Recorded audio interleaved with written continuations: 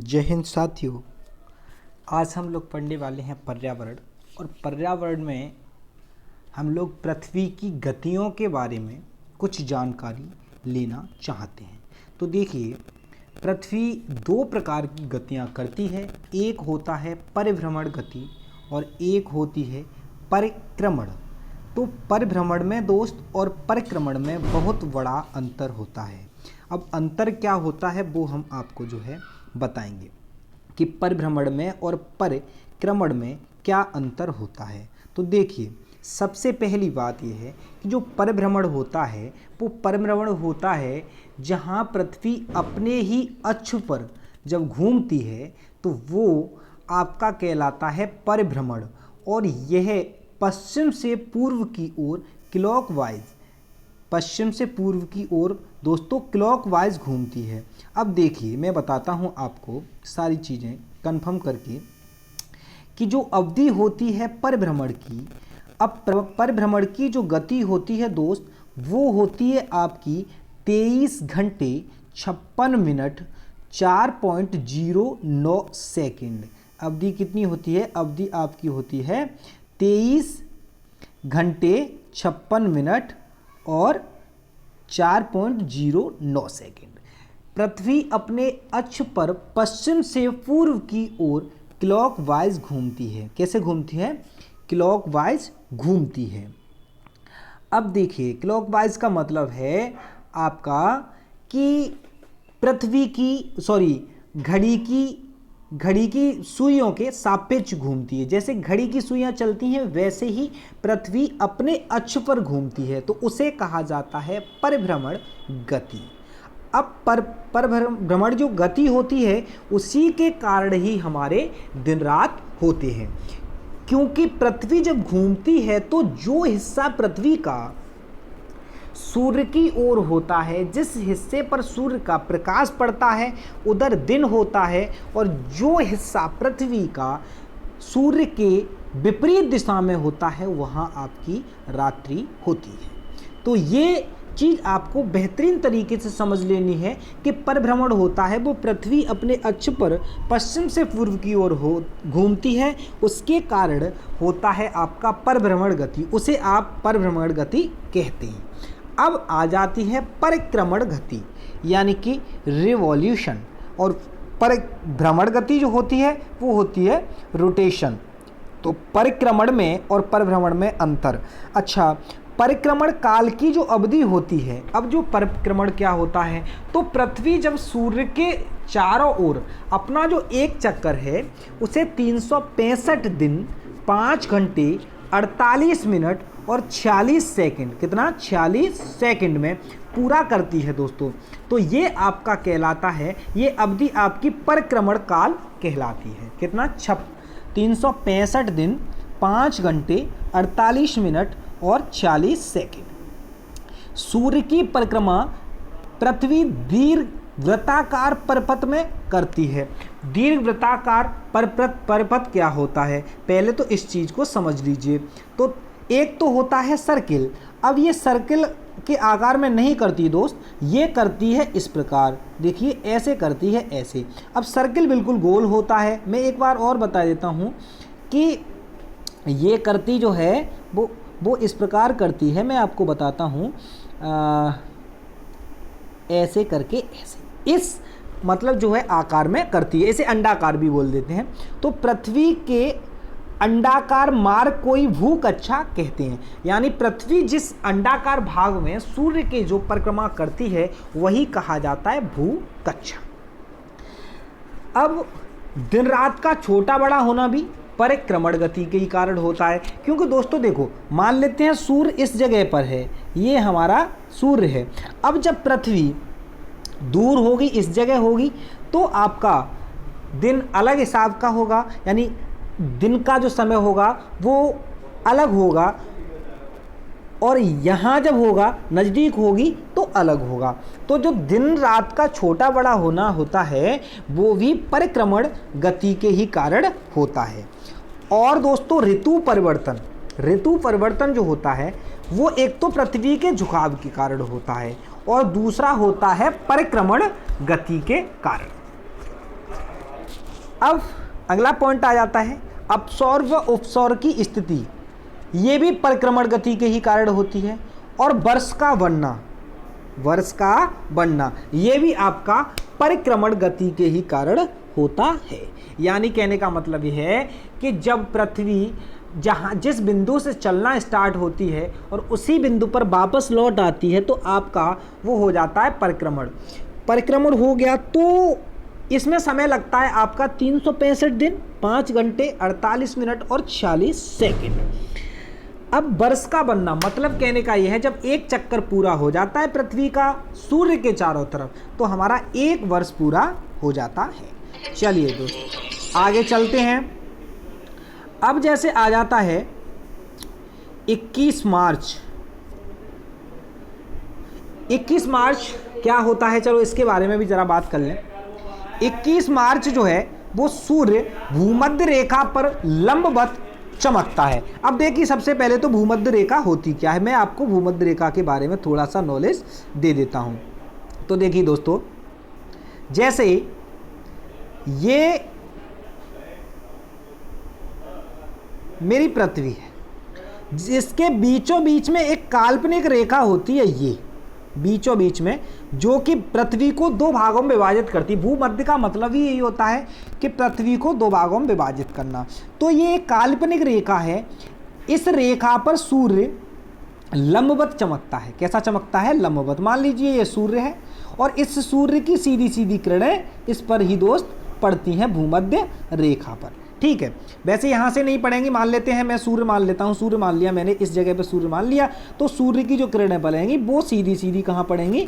इस पर पड़ेंगी, भूमध्य रेखा पर। ठीक है दोस्तों, ये बात आप लोगों के समझ में आ गई होगी। तो सूर्य भूमध्य रेखा पर 21 मार्च को बिल्कुल लंबवत चमकता है। इसका मतलब ये है कि फिक्स पृथ्वी के बीचों बीच पर ये फोकस डालता है, तो यहाँ दिन रात समान हो जाते हैं। पर फिर दिन रात कैसे हो जाते हैं? समान, क्योंकि न तो जो है अक्षों की ओर चमक मतलब अपना सूर्य प्रकाश डाल रहा है, तो सही पृथ्वी के बीचों बीच में यानी भूमध्य रेखा पर डाल रहा है। तो इस बात का मतलब ये है कि दिन रात कैसे होंगे? समान। दिन व रात की समान अवधि को विश्व कहा जाता है। जब दिन रात की समान अवधि होती है, मतलब दिन और रात में यानी समय जो होता है वो फिक्स रहता है, बराबर रहता है, तो इसी को कहते हैं विश्व। ठीक है, 21 मार्च को वसंत विश्व होता है। 21 मार्च होता है, उसमें कौन सा विश्व होता है? विश्व दो होते हैं, तो 21 मार्च को जो होता है वो वसंत विश्व होता है। ऋतु वसंत होती है। इस समय ऋतु कौन सी होती है? वसंत होती है। ध्रुवों पर दिन एक साथ उगता है। ध्रुवों पर दिन एक साथ उगता है। इस बात का मतलब ये है कि दोस्तों, जैसे मैं एक बार और बता देता हूं, मान लेते हैं कि ये मेरी पृथ्वी है और ये मेरे ध्रुव हैं, ये और ये मेरा उत्तरी ध्रुव है और ये मेरा दक्षिणी ध्रुव है। अब सूर्य, जब मान लेते हैं सूर्य यहाँ चमक रहा है और यहाँ से, और मान के चलिए कि भूमध्य रेखा है ये मान लीजिए। वैसे ये भूमध्य रेखा नहीं होगी, क्योंकि अगर यहाँ मानेंगे तो थोड़ा सा दिक्कत हो जाएगी। मैं एक बार इसको दोबारा से कंफर्म कर देता हूँ। मान लीजिए ये मेरी पृथ्वी है और ये मेरी भूमध्य रेखा है, तो ये ध्रुव है, ये उत्तरी ध्रुव है और ये दोस्त दक्षिणी ध्रुव है। अब मान लेते हैं सूर्य यहाँ पर है और सूर्य भूमध्य रेखा पे सीधा सीधा यहाँ से ये प्रकाश डाल रहा है, तो दोस्त पूरी ही पृथ्वी पर इसका जो प्रकाश है वो एक साथ जाएगा। तो ध्रुवों पर भी ये एक साथ ही जाएगा, इस ध्रुव पर और इस ध्रुव पर एक साथ जाएगा। तो मैं इस चीज को कह सकता हूं कि दोनों ध्रुवों पर जो दिन उगता है तो वो एक साथ उगता है। दिन उगने का मतलब सूर्य का प्रकाश एक साथ ही दोनों पर पड़ता है। तो ये रही 21 मार्च। अब बात आ जाती है 21 जून की। तो सूर्य कर्क रेखा पर, किस पर? कर्क रेखा पर लंबवत चमकता है। अब सर कर्क रेखा क्या है? तो कर्क रेखा के बारे में अगर बात करें तो एक होती है मकर रेखा और एक होती है कर्क रेखा। अब कर्क रेखा का मतलब देखिए, यहाँ मैं थोड़ा सा कर्क रेखा और मकर रेखा दोनों बता देता हूँ। ये मेरी पृथ्वी है और ये मेरी भूमध्य रेखा है। ये जो रेखा है ये यहाँ से दोस्त जीरो से स्टार्ट होती है कहानी, ये जीरो अंश से स्टार्ट होती है। तो यहाँ जो होती है ये होती है 23 सही 1/2 डिग्री। ये डिग्री जब उत्तरी मतलब गोलार्ध में 23 सही 1/2 को, इसको कहते हैं कर्क रेखा। क्या बोलते हैं इसको? कर्क रेखा। ये मेरी रहती है कर्क रेखा। ठीक है, ये बात आप लोगों की समझ में आ गई हो। अब इसके बाद में ऐसे ही पृथ्वी पर नीचे यहाँ भी एक होता है, क्योंकि 0 से स्टार्ट नीचे की तरफ करेंगे तो ये होता है 23 सही 1/2, लेकिन ये होता है दक्षिणी गोलार्ध में, क्योंकि ऊपर वाला ये गोलार्ध है, ये है उत्तरी गोलार्ध और नीचे वाला है दक्षिणी गोलार्ध। तो 23 सही 1/2 दक्षिणी गोलार्ध में, इसे कहते हैं मकर रेखा। क्या बोलते हैं? मकर रेखा। तो ये बात आपके समझ में आ गई होगी। चलिए नेक्स्ट बढ़ते हैं। अब बात आ जाती है 21 जून की। तो सूर्य कर्क रेखा पर लंबवत चमकता है। अब सूर्य जब कर्क रेखा पर लंबवत चमकेगा, ये मेरी पृथ्वी है और ये कर्क रेखा है, ये भूमध्य रेखा है। तो सोचिए इस बात को कि इस स्थिति में क्या होगा? उत्तरी गोलार्ध, क्योंकि ऊपर वाला उत्तरी गोलार्ध है, इसमें रहेगी गर्मी और निचले गोलार्ध में रहेगी सर्दी। ठीक है दोस्त, क्योंकि कर्क रेखा पर लंबवत चमक रहा है। इस स्थिति को ग्रीष्म अयनांत कहते हैं। उत्तरी गोलार्ध में ग्रीष्म ऋतु तथा दक्षिणी गोलार्ध में शीत ऋतु होती है। ठीक है दोस्त, उत्तरी गोलार्ध का यह सबसे बड़ा दिन होता है, क्योंकि जब सूर्य इस जगह पर लंबवत चमकेगा तो यहां दिन बड़ा होगा। और यही बात अगर की जाए दक्षिणी गोलार्ध में, तो दक्षिणी गोलार्ध का यह सबसे छोटा दिन होता है। तो ध्यान रखें दोस्त कि 21 जून जो है वो उत्तरी गोलार्ध का सबसे बड़ा दिन और दक्षिणी गोलार्ध का सबसे छोटा दिन है। अब नेक्स्ट चलते हैं। तो 23 सितंबर को क्या होता है? सूर्य भूमध्य रेखा पर लंबवत चमकता है। मतलब एक तो चमकता है 21 मार्च को और फिर चमकता है 23 सितंबर। 23 सितंबर को क्या है?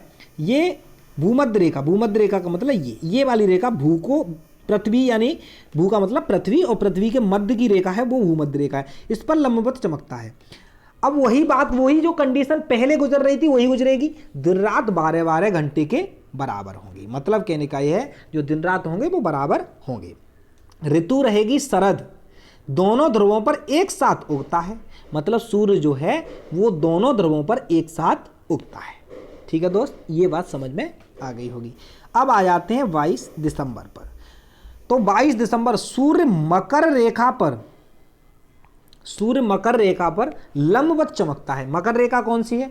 अभी बताया था 23.5 डिग्री दक्षिणी गोलार्ध में। ये मेरी पृथ्वी है, ये मेरी भूमध्य रेखा है। 23.5 डिग्री दक्षिणी गोलार्ध में जो रेखा है उसे कहते हैं मकर रेखा। इस पर लंबवत चमकता है। अब जब इस पर लंबवत चमकेगा तो यह दक्षिणी गोलार्ध का सबसे बड़ा दिन होगा और उत्तरी गोलार्ध का सबसे छोटा दिन। तो लास्ट में लिख दिया है दक्षिणी गोलार्ध का सबसे बड़ा तथा उत्तरी गोलार्ध का सबसे छोटा दिन 22 दिसंबर। दक्षिणी गोलार्ध में उस समय, क्योंकि देखिए जब सूर्य दक्षिणी गोलार्ध में चमकेगा मतलब लंबवत चमकेगा तो यहाँ क्या रहेगा? इस जगह पे रहेगी ग्रीष्म ऋतु, क्योंकि यहाँ गर्मी अधिक पड़ेगी। और यहाँ पर उत्तरी गोलार्ध में रहेगा शीत ऋतु। कौन सी रहेगी? शीत ऋतु। तो ये आपके ये 4 डेट बहुत ही इंपॉर्टेंट हैं पर्यावरण के अंदर। ये सीटेट, यूपीटेट और अन्य परीक्षाओं में बहुत ही पूछे जाने वाले क्वेश्चन हैं। अब इसके बाद में जरा हम थोड़ा सा बात कर लेते हैं उपसौर व अपसौर की बारे में। सबसे पहले तो उपसौर और अपसौर होता क्या है उसके बारे में अगर बात करें तो देखिए, पृथ्वी व सूर्य के मध्य न्यूनतम दूरी कहलाती है आपकी उपसौर। जब पृथ्वी और सूर्य सबसे ज्यादा नजदीक होते हैं, सबसे ज्यादा नजदीक का मतलब जो पृथ्वी और सूर्य मतलब पृथ्वी जब सूर्य के चारों ओर चक्कर लगाती है तो जिस कंडीशन पर जब वो होती है कि जहां सबसे ज्यादा नजदीक होती है सूर्य के, तो वो आपका कहलाता है उपसौर। जैसे इस जगह पे मैंने दिखाया है उपसौर, ई जहां ई लिखा है ये रहा इस जगह पे, क्योंकि इस जगह पे पृथ्वी, जैसे ये मेरा सन है, मान लेते हैं ये मेरा सन है और इसके चारों तरफ ये पृथ्वी चक्कर लगा रही है, तो सबसे ज्यादा नजदीक होगी इस जगह पे, यही तो होगी। तो यहां मेरा 3 जनवरी को सबसे ज्यादा नजदीक होती है पृथ्वी, किसके? सूर्य के। तो ये कहलाता है आपका क्या? उपसौर। और दूरी कितनी होती है? 14.7 करोड़ प्रकाश वर्ष, 14.2 प्रकाश वर्ष। क्या दोस्त? प्रकाश वर्ष। ठीक। अब कभी कभी एक क्वेश्चन और पूछ लिया जाता है कि प्रकाश वर्ष की दूरी क्या होती है? तो दोस्त होती है प्रकाश वर्ष की, मैं आपको बता देता हूं, वैसे यहाँ का क्वेश्चन नहीं है लेकिन बता देता हूं। प्रकाश वर्ष होती है 9.46 इंटू 10⁻12 किलोमीटर। अगर यही मीटर की बात करें तो यहाँ 12 की जगह आ जाएगा आपका 15, फिर यहाँ हो जाएगा मीटर, ये किलोमीटर नहीं आएगा, फिर मीटर आ जाएगा। तो 9.46 इंटू 10⁻15 मीटर दूरी होती है एक प्रकाश वर्ष की। ठीक है।